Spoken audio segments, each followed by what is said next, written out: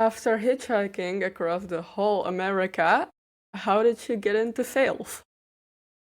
Yeah, so after hitchhiking across America, I didn't have any money or any job. So I actually was like in debt a couple $1,000s and I needed to figure out like a way to get money.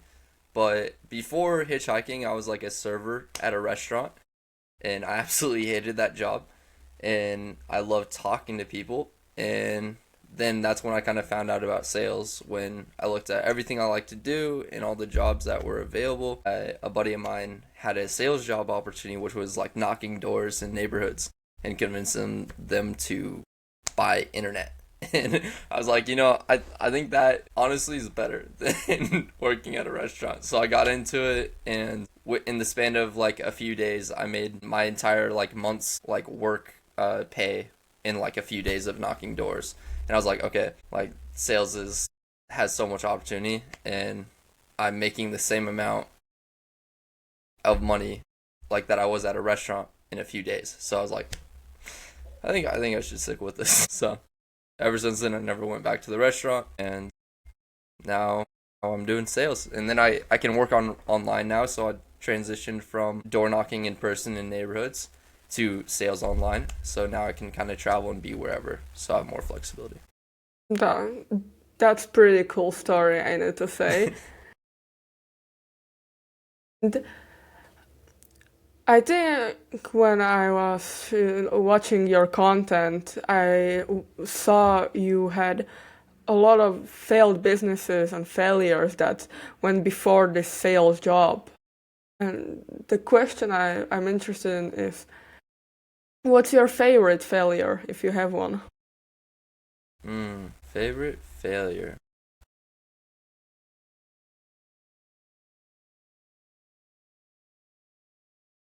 I started this e-com business, like a drop shipping business, and it was with like a guy I was friends with on Snapchat. And we were talking on Snapchat back and forth. We were all talking about like business stuff, and we're like, what if we start a business together? And we start this drop shipping store where we were making like custom vinyls and CDs, and we were like hoping to make like $100 from it and we would be stoked, but it actually ended up like taking off, and within a few months we made over like $18,000 or something, or it was like $16,000 out of nowhere. And I was like in this mentality, I'm retiring my mom, I'm freaking loaded, we have a six-figure business, like everything's beautiful, everything's perfect. And then I wake up the next morning after we hit like our record month of doing like over 16,000 revenue or whatever. Um, and my buddy changed all the passwords. So this business that I thought I had no longer was in control of mine.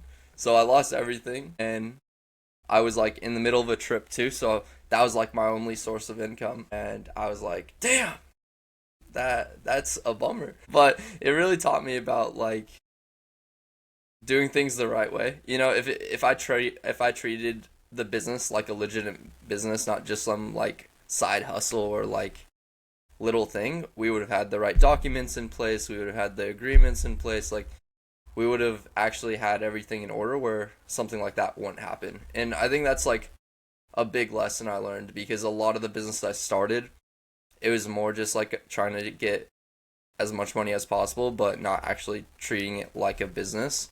So that lesson right there was a costly lesson, but it did make me realize like to treat things like an actual business when doing them. Wow, that sucks. Honestly, that actually sucks. But it is a good story, I need to say, at least that. Yeah. You are in sales right now, and Yeah. did any of your other businesses you had before sales learn you something about sales before you get into the sales job itself? Like, did you have any like experience with selling to people, marketing, before you get into that specific job when you're doing it? Yeah, I mean, I definitely tried to sell people stuff when I was like starting these businesses, but the lack of sales skills is actually majority of the reason why most of my businesses failed. So like I was doing a lot of cold calling and like networking and trying to get people to. I tried to have my own marketing agency where I would run Facebook ads for people, and I got a few people on meetings and to like pitch them, but no one actually ended up like signing the contract with me. And that was all due to my like skill set. So once I realized this common pattern of these business failures, I sat down and like looked at, okay, why am I failing all these businesses? And what I came to realize is all my buddies that are making a bunch of money with their business, it's because they've developed that skill set. So I was like, I still want to have my own business. I still want to be a business owner, but let's kind of take a step back, get really good at one skill. And then from there, once I do have my own business, now it's going to go a lot better because I have the skills to run a successful business. So from there, I do have a little bit of it from like cold calling, but I didn't actually get good at sales until that was my only focus. Because when you're running a business, there is a million different things you got to learn and do to like have it up and running. Makes sense. When was that point when you started focusing on sales and those sales actually started clicking in? What is the main thing you change or you learn? So was the question like when did I start getting into sales or when did like sales start clicking? When did sales started clicking? Because you said before that you were, cold calling and nothing was working. And then when you get into sales, what is the thing that made it work? Or the process that your learning process? Yeah, I think the main thing is just like understanding people on like a deeper level because what people say isn't like 100% of what they mean, you know? A lot of people say like I need to think about it. That's like when you get into sales, that's the most common thing that people say once you tell them the price, you tell them the packages, etc. They're like everything sounds great, but I need to think about it. But that's not actually what they mean, right? Like when they need to think about it, that means there's uncertainty, there's a lack of trust, like there's a million things that are going on in their head. It's not actually that they need to think about it because it's like if I presented you with something and you felt like you'd make $1 million from it and you were fully confident you'd make $1 million, would you want to think about it or would you want to like get started? You probably wouldn't want to think about it, right? You'd want to just get started right away because you're so excited about how much this is going to benefit you. You're going to get started right away. So when people would say I need to think about it, I'd just be like, okay, and then I just end the call. But once I realized, okay, like this is why they need to think about it, this is why they're not wanting to buy, like understanding the real reasoning and getting when they do say I need to think about it, getting that clarity. Okay, well, what do you need to think about it? Is it like the finances? Is it you want to do your research? Is it this? And then from there, I could actually know why they didn't buy, and then that's what I would work on my next sales call. Oh, they didn't trust me on the last call. That's why they didn't buy right away. Okay, let's build some more rapport. Let's build more trust. Oh, like they wanted to look around other agencies. Okay, how do I pre-handle that? Like all the different things that came up. Do you have any process you have when having a sales call, some strategy or some framework you use? Honestly, not really. I mean, I like to have like my sales like a genuine conversation, and I feel like every prospect is different, and I kind of just like it's a lot harder to learn than just like reading off a script. But I think people can kind of sense when you're not really like talking to them and you're kind of just reading the script and like not really being genuine. So once I stopped like trying to do all these fancy word tracks that I saw on Instagram and like all these different like sales tactics, I learned like this style of selling from like Josh Lyons, and it's called scriptless selling, where you don't use a script and it's just like understanding the prospect and then asking genuine questions that you are curious about, and from there like being genuinely curious and genuinely caring about the prospect, because if you care about the prospect more than yourself, like they can feel that, right? They can feel if you're just trying to get your money or you actually care about them, all those things. So if you come in with that intent where you're like, hey, I want to help this person, what is preventing them from getting the help? What's led them to the situation they're in right now? Does it actually make sense to work together? So when you come into the call like that, where you're like, hey, I want to help this person out, what I'm selling is going to change their life, and their life will be worse without it. Then you're in that mindset where it's like, if that person had cancer and you have the cure to cancer, you'd feel like absolutely terrible if you weren't able to like help them, you know? So once I started like more caring more about the prospect than the money aspect of things, I actually like got more sales. I've actually told like multiple people on the sales call like, hey, this doesn't make sense to you. We shouldn't work together. If they're not like a fit, they're not qualified. And then later on, when they are a good fit and they are qualified, they actually tend to come back. Because I told them not to do it. Or sometimes they want to do it anyways when I tell them not to do it. And like when I tell them, like when I take it away. So that's kind of funny too. But mainly it's just like when you come into the sales call, like you definitely need to understand like a process of like understanding why they're behaving a certain way, what's prevented them from moving forward, all these things, and challenging them on their limiting beliefs.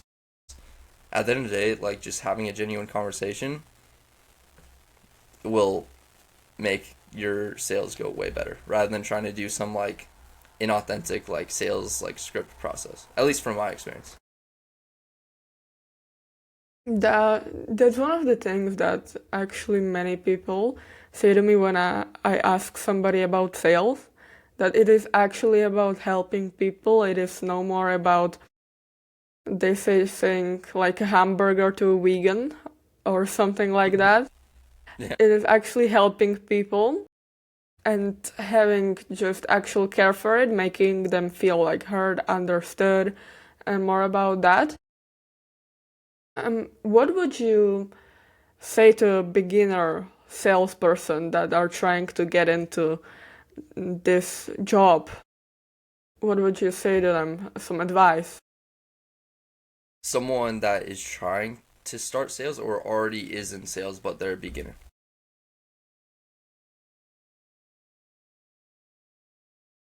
Or already are in sales but are a beginner. Yeah. So, I mean, the most important thing to learn is just like volume, right? Like, take as many calls as possible. Like, that's where you can learn the most. At any opportunity you have, like, literally take as many sales calls as possible. In terms of that, the next thing is all the calls you do have to review them and to watch them over. And you typically have like a sales manager or like another buddy in sales. So do role plays where you practice like with another person and they act like a prospect. And also look at your calls, and when you say something wrong and the person doesn't react well or answer like how you thought he would, you can typically see that. So you can look through your entire call review, look at the scripts. Also, like use Fathom. Fathom is like a video recorder that records all your videos. If you don't already have that, some people don't know about that, so that's something crucial. And that's how you do the call reviews. But yeah, just watch through the entire call that you had, and from there you can see, okay, when I asked this question, he like focused on something wrong, or when I asked this question, he got upset, or he shut down, or he was closed minded, or he stopped listening. Like you can kind of tell, even if you're not good at sales, you can tell when you ask a bad question. So doing just call reviews and then learning what you're doing wrong. And then also like in sales, there's probably a million things you're doing wrong. To be honest, like even to this day, I look at my sales call reviews and I have like 100 things I did wrong in my sales call. So when you have 100 different problems to solve, it's impossible to solve 100 problems at once. And I tried doing that where I was like, okay, I have 10 different things I need to work on. This next call, I'm going to try and be better at these 10 different things. And my sales dropped when I tried doing that. But my sales increased once I focused on one problem at a time. Focus on, of those 10 problems, what's the top priority? Focus on that one. Once that's fixed, now the other one, then the next one, then the next one, but only one at a time. Because if you try and fix 10 different problems, you don't know if what you're fixing is doing well or better because there's so many different variables. Does that make sense? Yes, yes, it makes perfect sense. It is kind of like this 1% improvements that do step by step, not taking a big chunk and trying to improve it. What did you learn about communication in general when you got into sales and now you're a salesperson? It's a good question.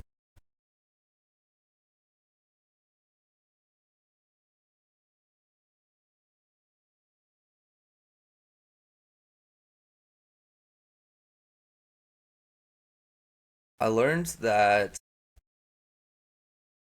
if, like, when it comes to listening to someone, if you're thinking about what you're gonna say after they ask a question, like if you're thinking the whole time when they're talking, you're not actually listening to them. And I've done that my entire life. I have even done this at parts of the podcast right now. And it's like it's impossible to like fully be like present and like listen to someone while you're thinking about other things. So in my sales calls, I've noticed I miss a lot of different things when I'm so focused on what I'm gonna say next, what I'm gonna ask next. So I've been working on my listening skills with communication, where it's like listening what they're saying, take a few seconds to kind of decompress everything that was said, and then from there, think about it and ask like the question or reply to their answer, like anything like that is a big thing that I'm still working on this today. Is not think about what you're gonna say, just listen to them, and then take a second to actually think about your question and have it well thought out rather than it being like all mumble jumbled. I agreed, absolutely 100%. I to this day, and I think I will have this problem, have with listening, and especially when somebody has different language than English, it can be Yeah. a mumble jumble in many different ways. So I relate to that deeply. You said good listening comes from actually hearing what they are going to say, then thinking about it and having your question thought out before you ask it. How do you think people could improve that when their mind is going, they are stressing, they are anxious, and they are just can't focus on the other person? What advice would you give them? Yeah. I mean, this might not be the answer you guys are looking for when it comes to like anxiety or stress or like how to deal with that. Because like no matter what, there's gonna be a million things you got to do in life. Like there's things that you need to file, like tax seasons right now, like all these different things that are all these stressors in life. But if you really like think about it like in a logical standpoint, where it if you think about the benefit of stressing about it and like thinking about it and stuff, does that actually change the situation you're in? Right? Like me being super obsessed about like, oh, I need to file my taxes. Oh, I need to do this in life. Oh, I have this next. Like, what's the point? Like, how does that benefit your life? Like, what do you actually gain from feeling this stress and anxiety? And when I think about it like that, I'm like, okay, why am I feeling this way? Why am I so stressed out about it? Like, this isn't doing me any good. Like, feeling this way, thinking this way is not benefiting my life in any way. And once I realized how silly it is to be stressed about something, because being stressed about something doesn't fix it. It doesn't make your life better, it makes your life worse. So I definitely still get stressed about things, don't get me wrong. But also the biggest cure to stress and anxiety is action. So if you're stressed about your taxes, if you're stressed about whatever it is, it's like actually scheduling that meeting or picking up the book and like looking at your like taxes and all that stuff. Like, if you actually take that first step, you're actually gonna anxiety, your stress is all gonna go away. A person that takes action and does all the things that they need to do is typically not a stressed out, like anxiety filled person, you know. But yeah, for me, it's just like pretty logical where it's just like, is this benefiting my life from stressing about this? Is this really helping me? And 9 times out of 10, it's like, no, this isn't helping you because there's nothing I can do right now. You know, I'm in a podcast. There's all these external stressors. It's like, okay, I'm gonna leave the podcast and do the thing. No, I can't do that. You know, so let's deal with it after, and let's just be fully present because this is a cool experience, and you don't want to ruin it. That was actually a great response. And the cure to fear is to go, basically. That's what I heard. And I think it's great and I think it's true because at the end of the day, if we just think about a thing and fear about it, it will not go away.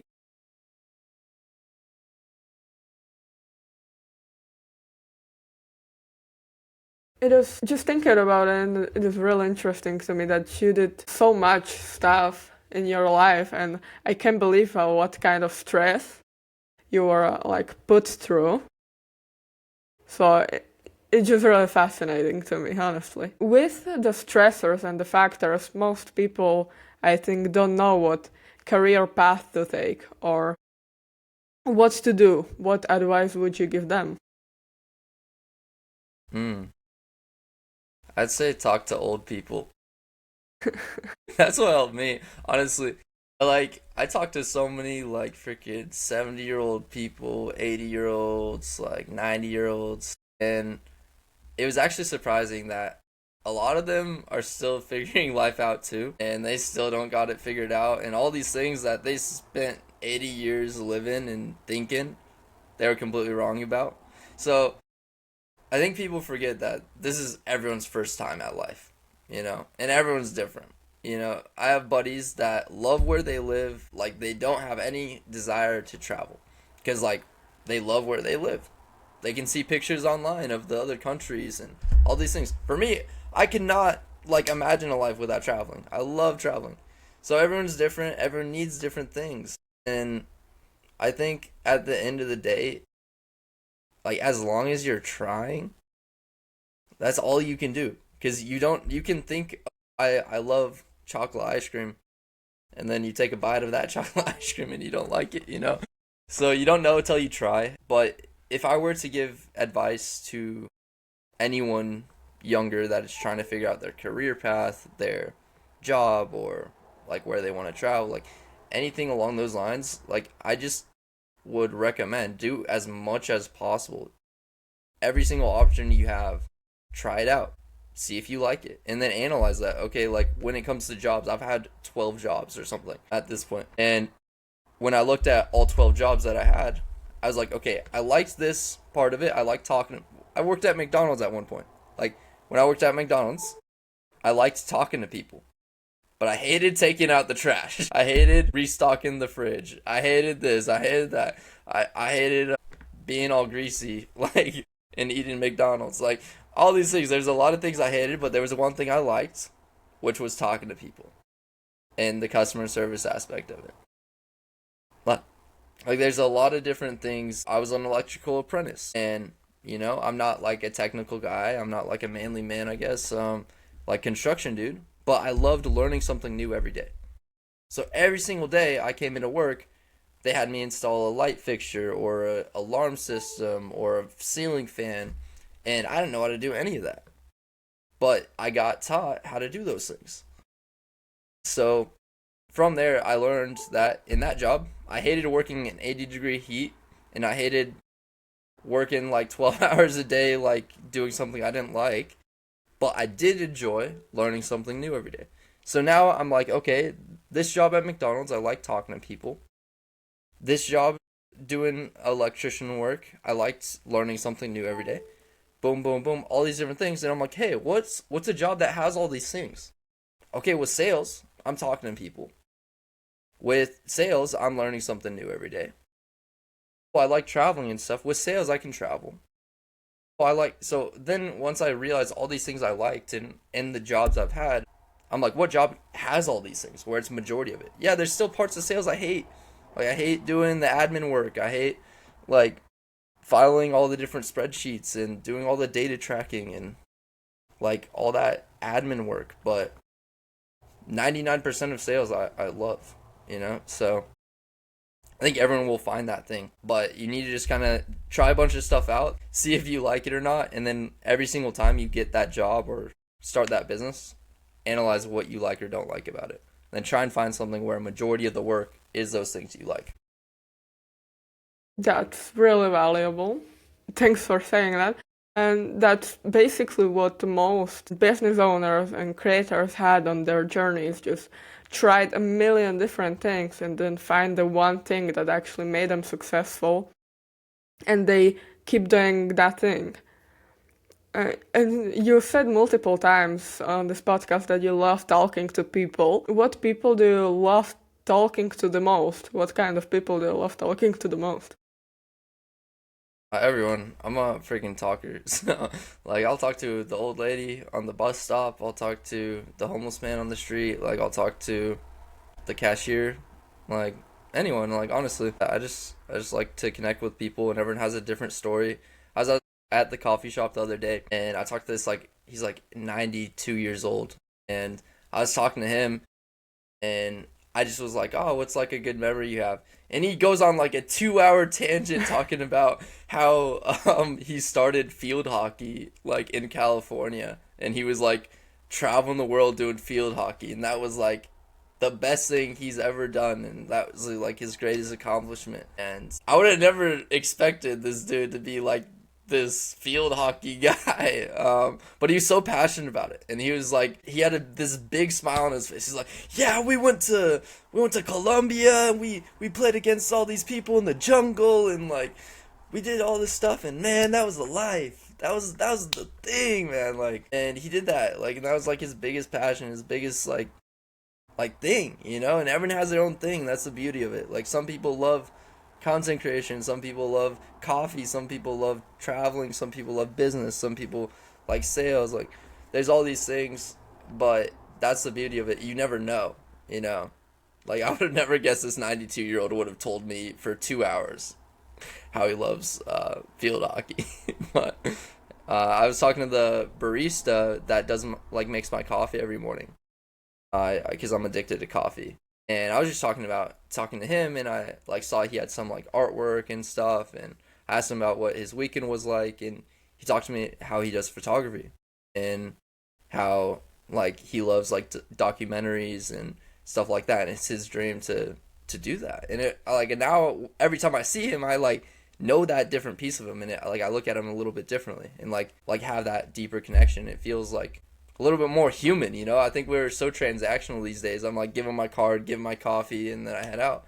But having these deeper connections and talking to people and getting to know their story and seeing what brightens their day and like what gets them amped up is a really cool thing. So, and seeing other people happy makes me so happy. Like, when I get to see someone smile and like open up about their story and ask them a question that they don't typically get asked, or like just acknowledge them or give them a compliment, like seeing the light that brightens their face, because people don't fucking talk to anyone anymore in this day and age with like everyone on their screens. So if I could kind of give that to people, it makes me feel good, and I think it makes them feel good. So it's a win-win. Agreed. Great.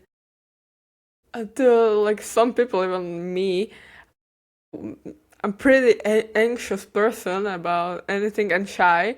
How would Hmm. you uh, advise those people like me, or even what question would you um, give us, like we should ask to people, or how we should start a conversation when everybody's on their phone and nobody's talking to people? It is kind of weird. Hmm. How do you start a conversation, or what kind of questions do you ask? Yeah. I mean, so one of my best friends from childhood, he was a super shy guy, super anxious, super like in his own thing. We met in third grade, and he got transferred to our school, and he would sit every day alone at like a lunch table, and he had no friends at the school. So I walked up to him, and I was like, "Yo, what's up? I'm Cody. What's your name?" And he's like, "My name's Isaiah." And I'm like, "You're my friend now." And he's like, "What?" I just forced him to be my friend, because I saw he wasn't hanging out with anyone, and I had the huge friend group. So I bring him over to my friend group, and I said, "You're friends with Isaiah, and if you're not friends with Isaiah, you're not friends with me." So now, like, that's how we like became friends. And now to this day, he's my best friend. But he's super social now. He like, we go to a party, he's like talking to everyone, he's dancing in the middle of the circle, and he's an introvert. So I definitely think it's possible for anyone to be super social, because my buddy Isaiah wasn't a social guy before. And now he's actually like sometimes even more outgoing than me, which is surprising. But the first step that you can do to actually make a huge impact is your brain doesn't know the difference between a truth and a lie, right? So if you keep on telling yourself that I'm shy, I'm anxious, I'm this, I'm that, you're going to continue that cycle because your brain believes it. So Even if you feel like you're lying to yourself, it's okay. But the first step, and I assure you, if you do this, it will make a wild difference immediately. Start saying, I'm social, I'm outgoing, I'm confident, I'm this. All these things that you say, I'm shy, I'm anxious, I'm not social, I'm weird, I'm whatever. That's like some things I say to myself, you know? And I know this works because I used to be shy when I was little. So when I was like 4 or 5 years old, I would hide behind my mom's legs anytime we would be in public. And my mom used to be like, "Oh, Cody's shy. Oh, he doesn't like talk to people. He's shy." And so I kept on like hiding behind the legs. And then one day my mom was like, "I'm gonna start telling Cody that he's not shy." I'm like, "Cody," like, so my mom starts telling me, "Cody, you're not shy. Like, you're not shy. You're super social. Like, you love talking to people. Like, Cody's like the most unshy person I know." And then I'm like, "What? Okay, I'm not shy." And then now I'm the guy I'm today, you know, from that. So like, my mom telling me I'm not shy actually made me more social and made me more outgoing because I'm like, wait, what? I thought I was shy, and my mom's like, no, you're not. You're not shy. So if you tell yourself like I'm not shy, I assure you it's gonna make something different, right? But one thing I struggle with when it comes to talking to people, talking to strangers, is the one thing, especially with girls, you know, like going up to a girl and approaching a girl, that's scary for me, even to this day. And the main thing that prevents me from approaching a girl, because that's like, I have no problem approaching a stranger. But what I get scared with, like with the social anxiety, all that fun stuff, is like, oh, what do I talk to this? Like, I see this girl I like, I think she's attractive. What do I say to her? And that prevents me from going up to her. Because if I knew the perfect thing to say to her, where she'd like me or whatever, I just like go up and say it. But I have this fear of saying the wrong thing, her not being interested, her rejecting me, all these things. So what helps me like to take that action of, like, long story short, to actually approach that first step, tell yourself you're not shy. That's going to help you. Second step, this is what you can say to people. So if you're in a coffee shop, just turn to the person behind you and say, have you been here before? Super easy. Yeah, I've been here before. Oh, what do you order? Well, I order this coffee. Cool. Or it's like, hey bro, like, I'm trying to like spice it up today. Do you have any other coffee recommendations?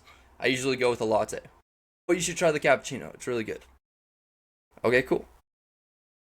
Super easy stuff. Like, what's a setting that you're typically in? Like, and I can give like better like specific like scenario questions. But that's like, I go to the coffee shop every morning, and that's how I always talk to people. That's That great. makes sense. Yeah, yeah, it makes perfect sense. It is good. It is good. You said I'm interested in what are the questions you ask strangers that light up one of the best conversations, or light up people to have this 2 hour talk about how they played field hockey when they were young. Yeah. In terms of that, I think it's like developing that skill of like when you see someone, everyone has something that's kind of different about them, right? Like for a lot of guys, it's their beard. Like some guys are like super into their beard. You can see they take care of it. They beard oil, they have this, and this. So that's something like very personal to them. And that's like usually a big part of their identity. So that's like an easy thing where I see a guy that takes care of his beard, I always compliment that. I was like, bro, your beard looks so good. Do you do it yourself or do you like whatever? And then dude, I tried this, I did that. Like I have my barber, but I also have my thing, and then but like that's always like a good like indicator. Or if they like I have this the coffee shop guy. He has all these pins like on his apron of all these different pins of like Lilo and Stitch and like Disney characters or like anime or this or that or that. And from there I just like asked him about the pins or like his like what the story behind that is. And then he's like, yeah, this pin is my favorite because it says I love my girlfriend. And then I'm like, oh, who's your girlfriend? And then he points to the like other barista. I'm like, now I know like his girlfriend and like that story. And like trying to find those unique things of someone, like if there's any visual indicators of that, that's like a good way to do it. I'm still learning how to be better at it, but that's always a good thing where it's like you can tell that they're artsy or like something along those lines. Then you ask if they do art, or you can ask them like what they're like a easy question is like, what are you most excited for the week? And from there, usually their passion or what they love doing most is what they're gonna say. Oh, this weekend I'm going riding on my motorcycle. Oh, like this weekend I'm going hiking, or oh, like I'm working on this art thing. Oh, I'm like I think that's what I asked the guy at the coffee shop to find out about the photography stuff. Is I asked him like what he's most looking forward for the week, and he's like, "Oh, I'm teaching my girlfriend how to use a camera." And I'm like, "Oh, are you a photographer?" He's like, "Yeah, that's like my dream," and all that stuff. Maybe that question it gets the best results. So that's a great question to ask, to be honest. And to get back to the thing you said before, you love traveling, and as we know, you traveled across the whole America. Most people, even me, love traveling and would love to travel. But I'm interested. Do you have some cons that goes with the traveling that are not that good? Some cons about traveling. Yeah. I'd say the con, something I struggle with is like since I'm always moving, I don't really have like a community or a home base. So like I have my community like in Colombia, like I have my group of people, and then like throughout the US, like I have my friends like everywhere, which is like a blessing. Like it's so awesome to have literally like pretty much any country I go to, I probably have a friend that lives there or is from there. So it's like awesome to have that, but it's like when come back to my hometown or I go to a new place, I need to start all over again. And I don't have that friend group and I don't have a lot of those things. So that definitely is like a con of like moving so much and also needing to like essentially like start over like continuously. So that is definitely a con of like traveling a lot. And also like when I first started traveling, I was only in places for like a couple weeks. Like I'd be in a company or like in a city for like a couple days, and then I'd go to another city, and then I'd travel throughout the country for like a month, and then I'd go to a new place. So I'd hang out with someone. We like to this day like I have some of my best memories and like best experiences with these people I met that day, and we get so close, and then we're starting to get below the surface level of like a friendship, and then I leave. So it's like you can only get so close and like so connected with a person in the span of 24 hours. So having a lot of friends but very few of them on a deep level is a bit challenging at first or at some points. And also like relationship wise, it'd be nice to have like a girlfriend or something like that, but I'm always moving and all that fun stuff. So that's also a con of like it's really hard to have relationships when you travel so much. Yeah. What is your favorite story when traveling? Maybe that you didn't put on your Instagram that just didn't fit or something. Favorite story. That's so hard because there's so many different stories that have happened.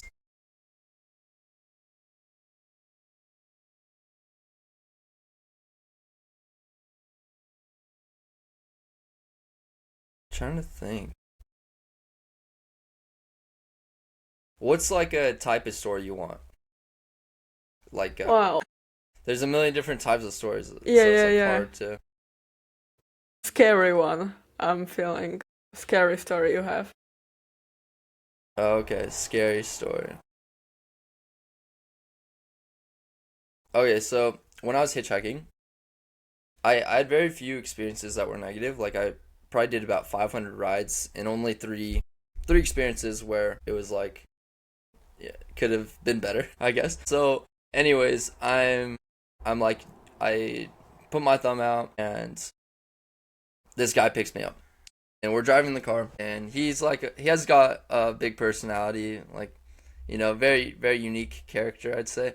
And we're talking blah blah blah and we're in the car and we're just like talking blah blah blah, and then he was like, "Hey, you care if I get high?"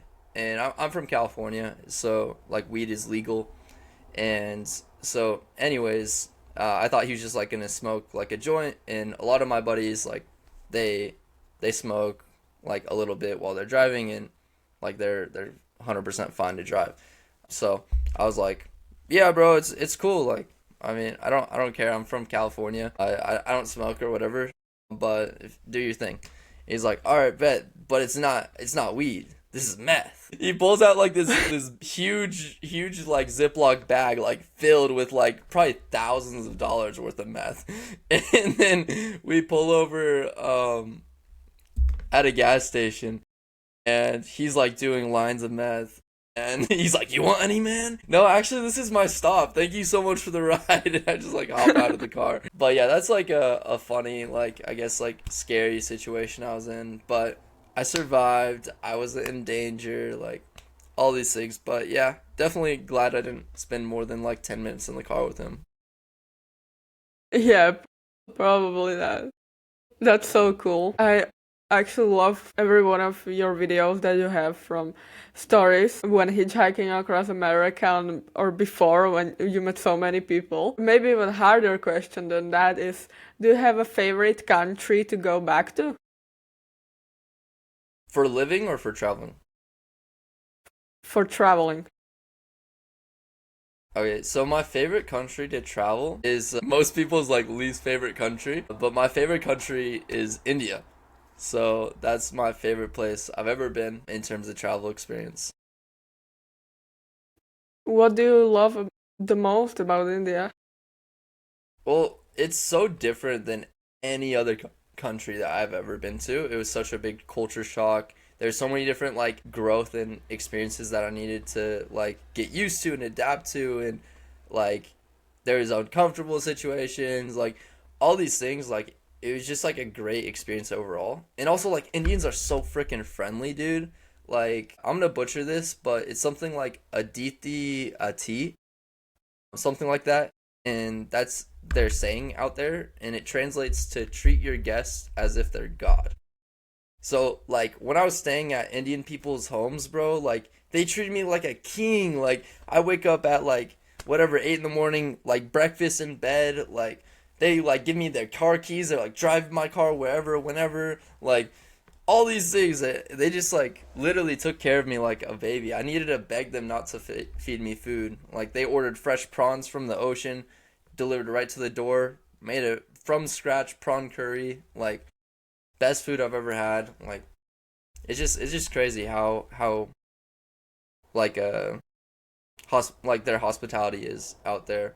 And then also my first 2 weeks in India, I didn't see a single white person, which is like a weird experience for me because I've always been around a bunch of white people. I had no problem with it, but it was like it was a cool experience, you know. It's something I've never really like experienced before. Being like literally, I saw like babies like jaw drop seeing like a white guy, like because I'm like white, blondes, like all that stuff. Like I was like some of these babies, like first white guy they've ever seen in their life, and the reactions and all that fun stuff was interesting. I went to a gas station, and there was a line from like about like a block long of like probably 30 people that wanted to take pictures with me just because I was a white guy.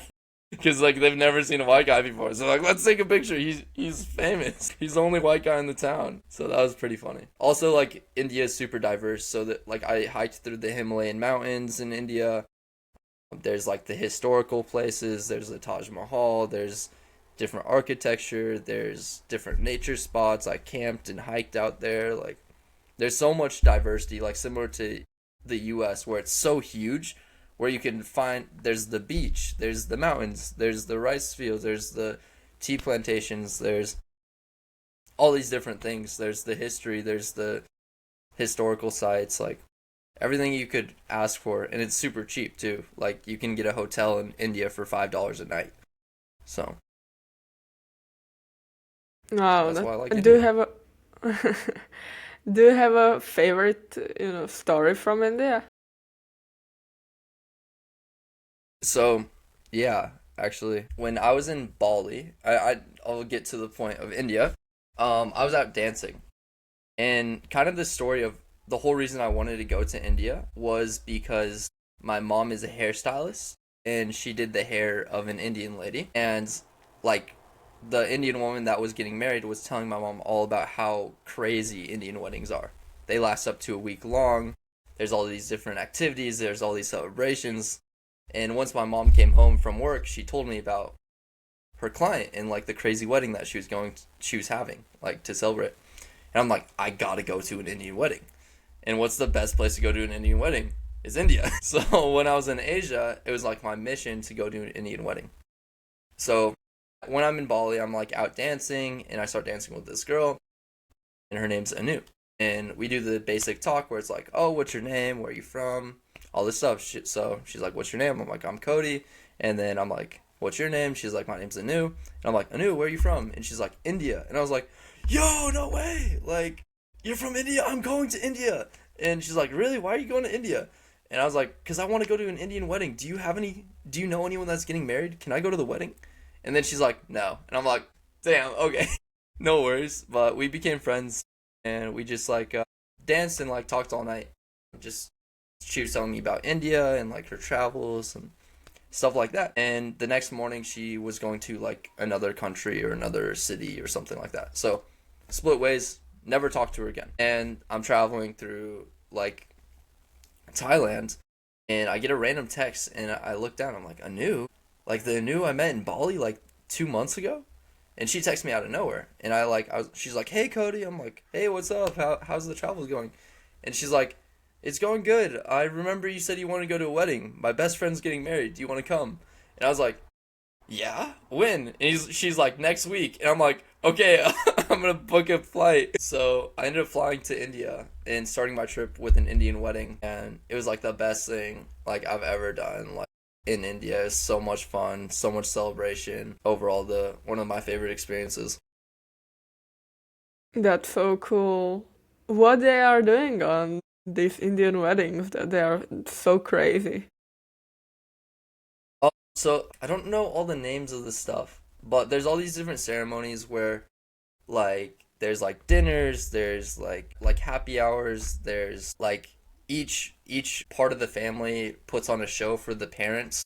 So they'll like have like all these professional dancers like dance and put on a show for the parents of the groom or parents of the bride to kind of win the family over and stuff to show their appreciation. There's like a ceremony where they throw up all these like yellow flowers and like the whole entire everywhere you can see just like raining yellow flower petals.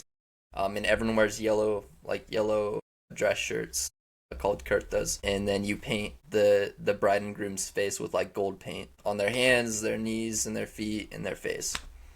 So that was cool. And then from there, once they get married, they walk around the fire, I think like 7 times. And then from there, once the wedding is over, the bride gets handed over to the man, essentially, and she's now part of the man's family. So it's like a very emotional like event because it's like the bride typically lives with the family, like with her family, and now she's moving out of the family's home to move into the man's home. So it's like it's a very emotional thing. Like everyone's crying, like I'm gonna miss you so much. Oh my gosh! Like so, yeah. And also like there's like a huge parade that happens as well when they're coming into the car, like the bride and groom in the car coming to the wedding. There's like drums and there's like fireworks and there's like dancers and there's all these like this huge parade coming in. So that was really cool too to start off the wedding. Wow, I need to go to the Indian wedding right now. It's life changing for sure. That's cool. You said at the beginning of the story that your mom is this hairstylist, and I have just one question that how not having a dad and being raised by a single mother shaped you and your journey? Yeah, I mean, I definitely attribute that to why I work so hard and want to make so much money. Because I mean, growing up, we didn't really have much. And like I was always fed. I never went hungry and I always had my necessities.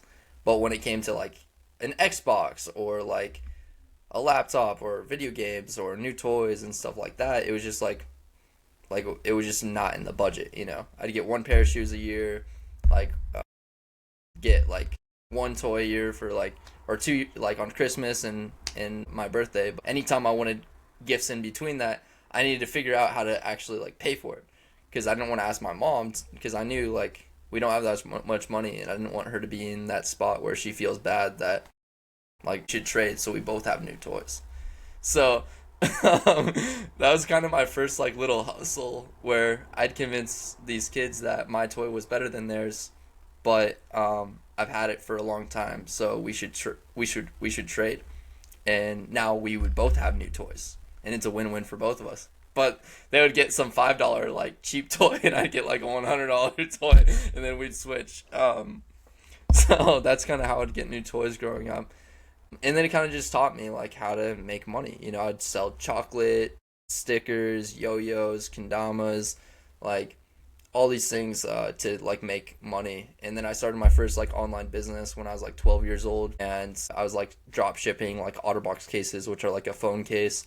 Made my first like $1,000 at 12, which I felt like a millionaire, and all these things. But like if I didn't have a reason to make money in any of that stuff, like if I grew up super rich, I wouldn't have ever had that drive or that motivation to do any of that, So like growing up with a single mom has 100% been the reason that I've worked so hard. And it's like seeing like her works, like my entire life she's worked like 12 hours a day, 5 days a week, like 60-hour weeks, on top of raising 2 kids on her own. So seeing that growing up and how much she went through and like how she bent over backwards continuously for us, like it's always been my mission to make a shit ton of money so she doesn't need to work like that anymore, and like return the favor and take care of her like she took care of me. So yeah, I think like although that the circumstances are not like ideal, like I think that like your past shapes who you are today, and it also like I feel like it benefited me so much being in that because it forced me to learn these skills that most people don't have.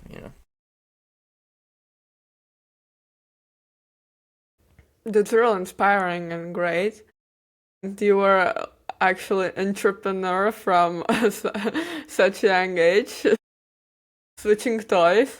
That's so cool. It's such a cool story. How did you get into this drop shipping in 12? That's pretty interesting. What story behind that? Yeah, it was on Instagram. I was just like trying to find like I was like the dude that like would YouTube every single day. How best side hustle of 2016, best side hustle of 2017, best way to make money like this, and I'd watch every one of those videos. And like also like on Instagram I followed all these people, and one of these guys like created this Discord community, and from there it was like $50 a month, and I was like, oh my gosh, that's a lot of money. But I decided to do it because like it taught you all about couponing and like how to get things for cheap, and like how to make like money, and like how to do this like side hustle stuff. So I was like, you know what, I'm gonna make the money back. So I joined this thing. I learned how to make like get discounts on stuff and like coupons, and so I was getting things for like 90% off or for free.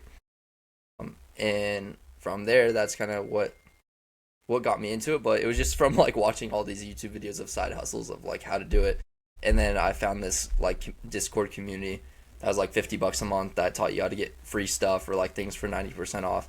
And then I joined that, and then all these other kids my age were in the community as well, and we were all doing the same thing. So they were making like other guys in there made tens of thousands of dollars like doing the stuff, and they were teaching me and I was learning from them, and then that's kind of how it all got started. But just by like just searching wherever you can to find what you want to do.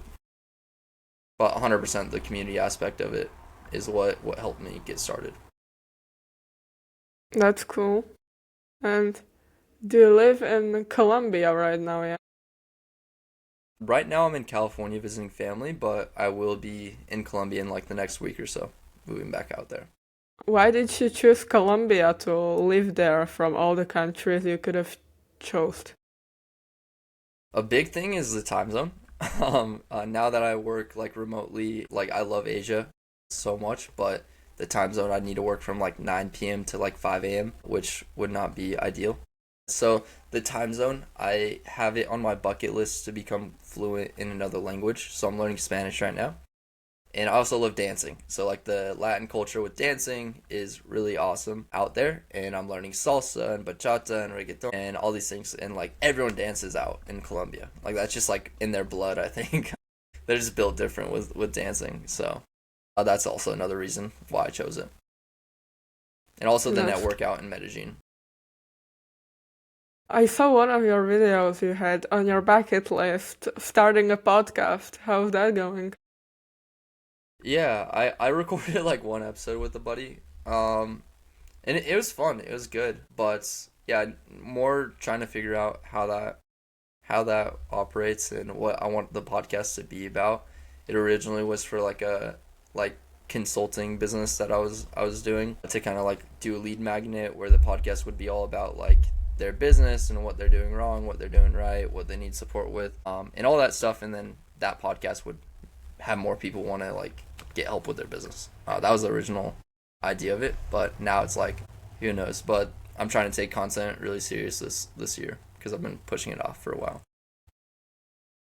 That's cool. And with the content, so how do you think content, what role does it play in marketing and in sales in this day and age?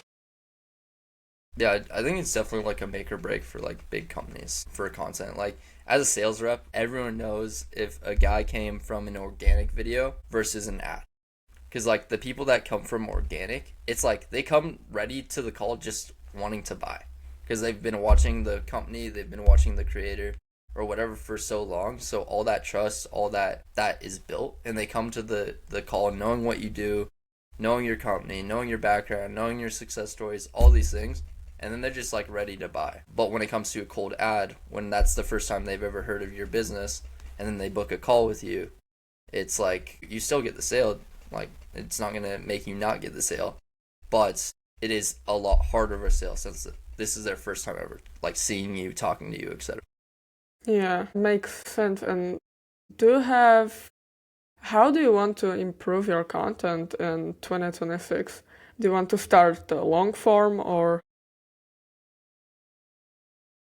Yeah, I'm trying to figure that out. I think I definitely need to learn how to be more educational in my videos. I think I tend to just like tell stories of my life and stuff like that, but I'm still learning how to actually make a video that benefits people. So, like I think sharing my story and what I've went through can like help inspire people or like resonate with people of like think people going through similar things I went through.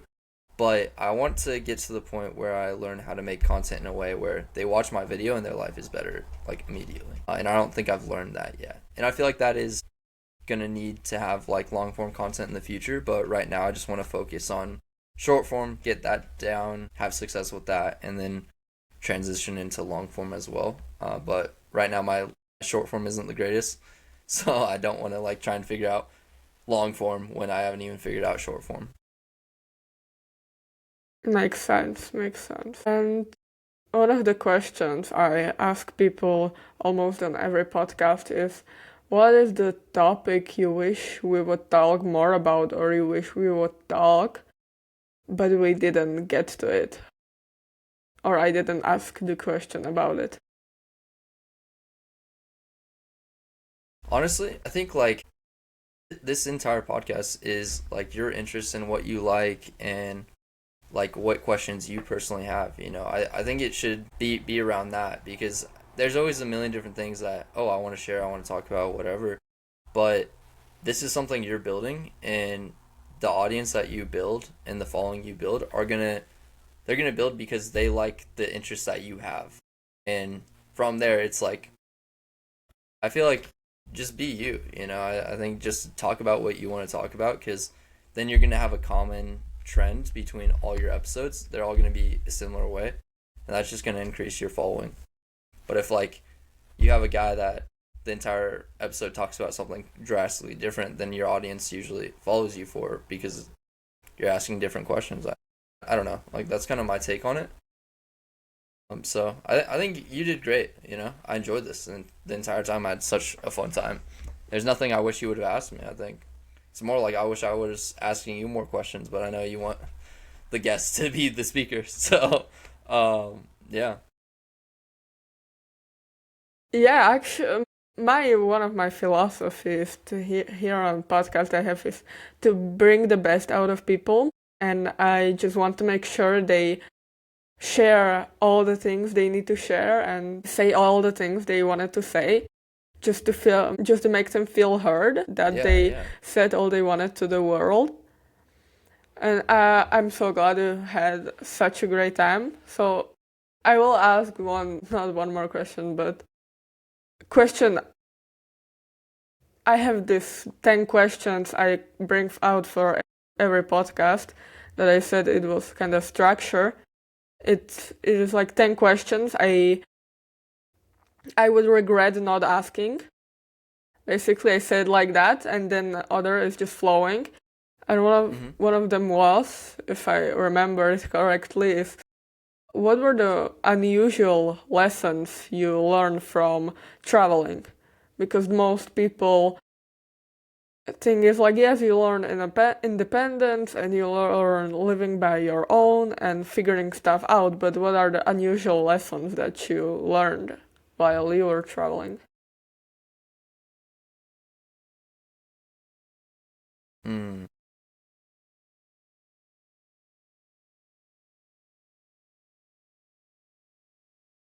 unusual.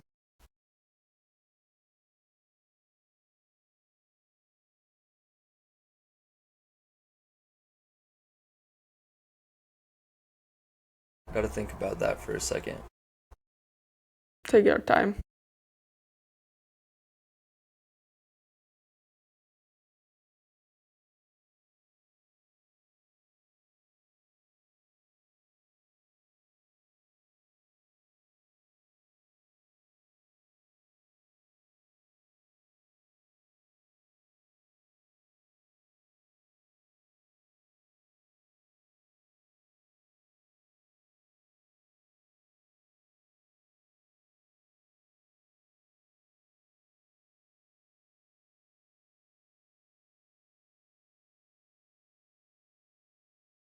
I can't think of like anything that's not like already been said.